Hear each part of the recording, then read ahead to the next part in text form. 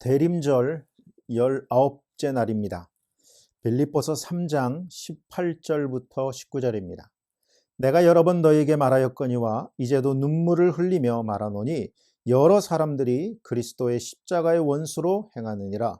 그들의 마침은 멸망이요 그들의 씨는 배요 그 영광은 그들의 부끄러움에 있고 땅의 일을 생각하는 자라. 아멘. 빌립보서의 별명 가운데 하나가 기쁨의 복음입니다. 그래서 바울은 자신의 몸이 로마 감옥에 감금되어 영어의 상태에 있을지라도 조금도 그 자세가 흐트러뜨리지 않고 빌립보 교회 성도들에게 그리스도인이 누려야 할 참 기쁨에 대해서 지금까지 자세히 말해왔습니다. 그러나 본문 말씀은 그런 기쁨과는 전혀 상반된 모습을 보여줍니다. 18절입니다. 내가 여러 번 너희에게 말하였거니와 이제도 눈물을 흘리며 말하노니 라고 하면서 바울은 지금 눈물을 흘리고 있다고 합니다. 이때의 눈물은 심한 고통을 느끼며 소리내서 우는 모습을 말하는 것입니다. 바울은 지금 대성통곡하듯이 울며 말한다고 합니다. 그 울음은 감옥에 갇혀있는 자신의 상황이 초라하게 느껴져서 흘리는 신세 한탄의 눈물이 아니었습니다. 바울이 이렇게 눈물을 흘리는 까닭은 18절 그 하반절에 나온 대로 여러 사람들이 그리스도의 십자가의 원수로 행하고 있기 때문입니다. 사실 바울도 그리스도 예수께 붙잡힌 바 되기 전에는 실상은 십자가의 원수로 살았습니다.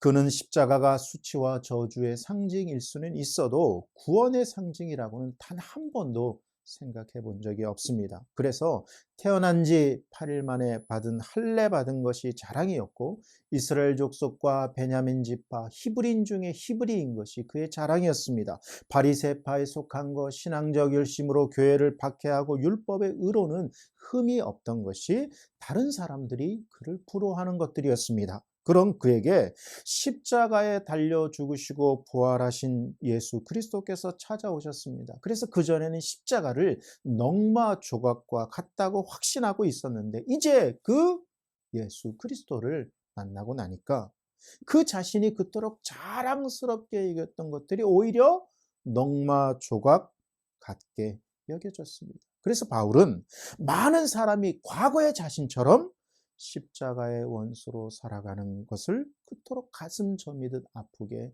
여기면서 지금 대성통곡하고 있는 겁니다.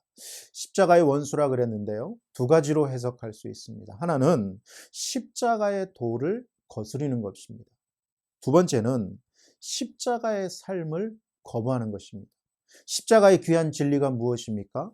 사람은 스스로 구원할 수 없고 스스로 자신의 문제를 해결할 수 없어서 하나님으로부터 오는 도움, 하나님께서 주시는 은혜를 받아야지만이 구원받을 수 있습니다. 그런데 이 십자가의 도를 거부하는 겁니다. 우리는 눈여겨봐야 합니다. 우리가 사는 이 땅에서 꼭 나쁜 짓하고 해코지하고 허랑방탕하게 사는 것만이 복음을 거스리는 것 아닙니다. 정말 지식인이어도 정말 도덕적으로 살아도 주님의 십자가의 도의 원수가 될 수 있습니다. 그들은 스스로 구원할 수 있다고 스스로 자신의 힘으로 미래를 새롭게 하고 개척할 수 있다고 생각합니다. TV를 틀면 세상은 끊임없이 우리에게 하는 말이 있습니다. 인생은 무한한 가치가 있고 하기 나름이다. 꿈은 이루어진다. 사람은 마음먹기에 달려 있는 거니까 적극적으로 생각하고 인생을 살아야 한다.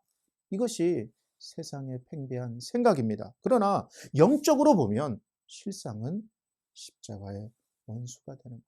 복음적으로 보면 실상은 십자가의 원수가 되는 것입니다. 주님이 주신 귀한 구원의 진리를 거스리는 것입니다. 주님을 영접하고 예수님을 믿고 하나님을 의지하면서 살아야 참된 인생살이가 되는데 자기를 개발하고 끊임없이 발전시켜서 무한한 가능성의 세계를 열 수 있는 것처럼 생각하고 오히려 신앙을 거추장스럽게 여기는 것. 이것은 십자가의 복음을 거절하는 것이고 십자가의 복음의 원수가 되는 것입니다. 또한 행실과 삶에 있어서 십자가의 원수가 있었습니다. 여러분 십자가가 보여주는 게 뭡니까? 자기 주님처럼 자기가 희생하는 겁니다. 주님처럼 자기가 죽고 자기가 낮아지는 삶입니다. 그렇게 되면 어떻게 되죠? 이웃이 살고 이웃이 구원받고 이웃이 유익해집니다. 그러나 어떤 면에서 우리가 사는 세상은 철저할 만큼 십자가의 원수처럼 살고 있는 세상이라고 할 수 있습니다.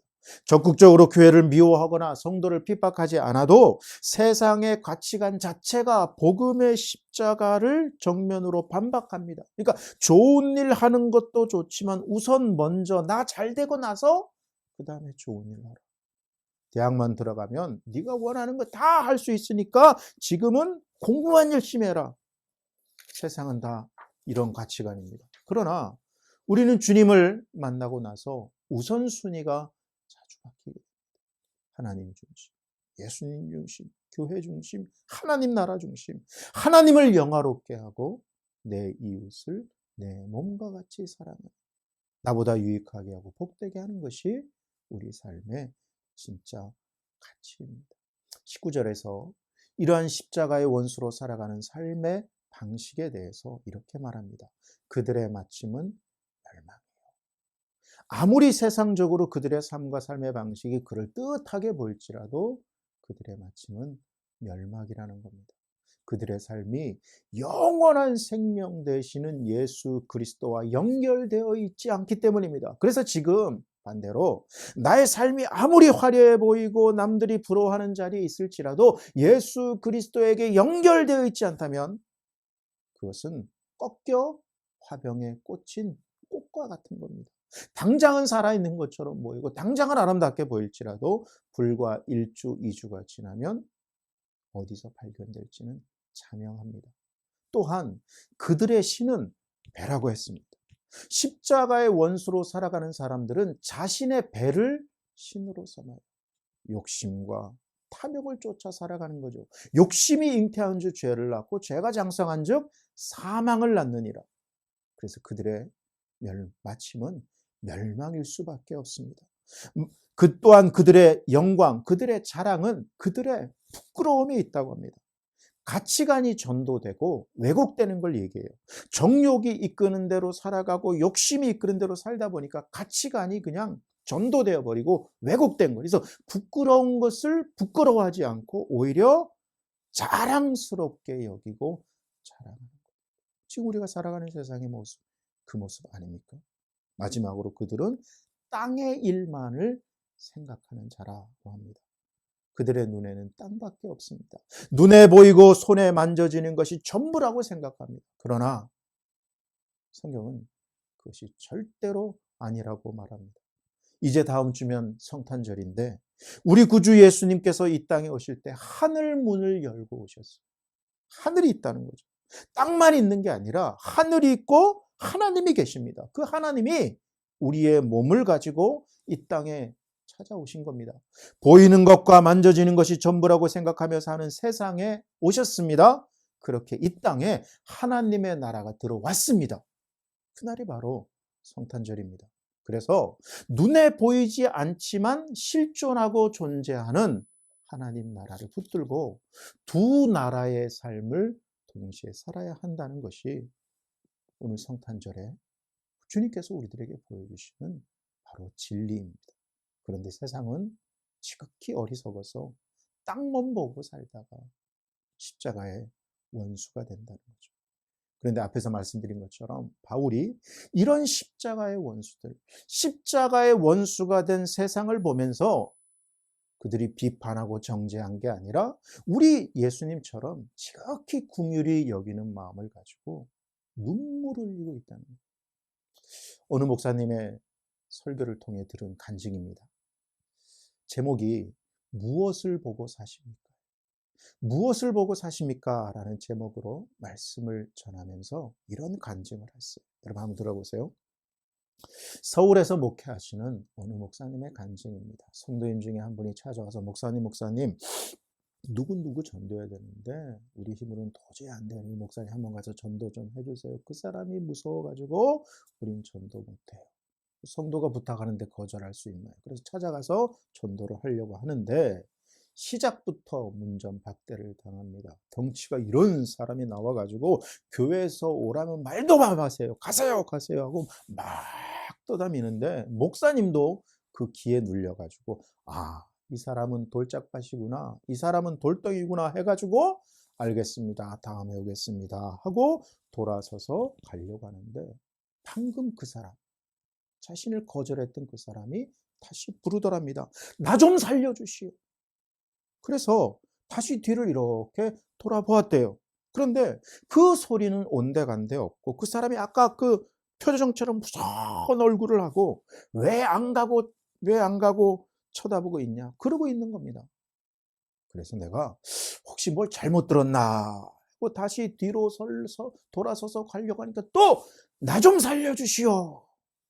이게 뭐지? 하고 다시 뒤를 돌아보니까 똑같이 쳐다보고 있는 거예요. 그래서 다시 돌아서서 가려고 하니까 나 좀 살려주시오. 그때서야 이 목사님이 알아들었답니다. 아, 저 영혼이 나를 부르고 있구나. 그러고는 돌아서서 그 사람의 눈동자를 보는데 후안 카를로스 오르티즈 목사님의 말처럼 인간 그 영혼에 부르짖음이 있거든요. 그 영혼이 이렇게 얘기하더래요. 이 사람이 몰라서 그래요. 그러니 나 좀 살려주시오 하고 영혼이 그 목사님을 붙잡더랍니다. 그래서 놓치면 안 되겠구나. 오늘 이 사람에게 복음을 전하면 이 사람은 끝이구나. 그 영혼이 막 붙잡는데 체면 무시, 모든 건 무시하고 그 사람 눈만 보고 눈동자만 보고 복음을 전했답니다. 그 딱딱할 것만 같은 마음이 눈독독 녹아내리면서 복음 앞에 그 사람이 무릎 꿇고 주님 앞에 나오더랍니다. 여러분, 우리는 사람이 하는 말에 속아서는 안 됩니다. 영혼을 보는 그의 눈동자를 볼 수 있는 눈이 있어야 돼요. 물 한 그릇에 만족하는 예수님과 사마리아 여인이 아니라 수가성에 있는 그 사마리아 여인, 그 여인 속에서 부르짖고 있는 나 좀 살려주시오. 예수님이 그 부르짖음을 들었기 때문에 그 정오의 시간에 그 수가성 우물가를 찾아간 거 아닙니까? 그 부르짖음을 들을 줄 아는 사람, 주님께서 오늘 우리에게 똑같이 물어보십니다. 너희는 무엇을 보고 왔느냐? 무엇을 보러 가느냐? 세상이냐? 아니면 세상의 그 불쌍한 영혼들이냐? 우리 주님처럼 오늘 십자가의 원수를 바라보고 애통해하는 바울처럼 세상이 아닌 십자가의 원수로 행하는 그들의 죄와 악함이 아닌 그들의 눈동자를 보고 그 영혼을 보고 불쌍히 여길 수 있는 우리 모두가 되었으면 좋겠습니다. 기도하시겠습니다. 하나님 아버지, 우리는 무엇을 보고 살고 있습니까? 바울이 그러했고 무엇보다 우리 주님께서 그러하셨듯이 우리가 우리 자신에게만 집중하지 않고 다른 사람들을 위하여 진심으로 울어줄 줄 아는 그리스도인이 되게 하여 주옵소서. 외로움에 짓눌려 매일매일 살아가는 사람들에게 영원하신 주님을 연결해주는 통로가 되게 하여 주옵소서. 한나라는 무명의 여인의 눈물이 하나님 없이 자기 소견에 옳은 대로 행했던 사사 시대의 문을 닫고 하나님의 말씀의 시대를 열었듯이 우리의 눈물이 사람들로 하여금 십자가의 원수로 살아가는 시대를 닫고 십자가의 친구로 살아가는 시대를 열게 하옵소서. 예수님의 이름으로 기도합니다. 아멘.